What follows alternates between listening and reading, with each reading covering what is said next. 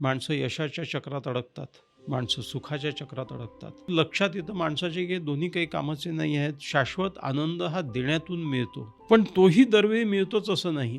मग माणसाने किमान 60च्या नंतर, तसं तर आधीसुद्धा, अखेरची पायरी गाठली पाहिजे समाधानाची. म्हणून तुकाराम महाराजही चित्ती असो द्यावे समाधान असं म्हणतात. कारण समाधान म्हणजे contentment does not depend on whether you are successful or not, whether you have earn pleasure or not, whether you are happy or not, you can still be contented. लालसेपाई माणूस काही मिळवायचा प्रयत्न करेल, कितीही मिळवेल, उरसफोड करून घेईल स्वतःची, तू शेवटी सगळं तर मिळणारच नाही त्याला. म्हणूनच तर तो धावत राहतो ना, म्हणूनच त्याही भूभागत नाही. तुमच्या आयुष्याच्या यशाच्या, सुखाच्या आणि आनंदाच्या बेरीज वजाबाकीमध्ये हातचा उरला एक समाधानाचा नसला तर तुमच्या यशाला, सुखाला, पैशाला, संपत्तीला, अँटिक पीसेसला कशालाही अर्थ राहत नाही.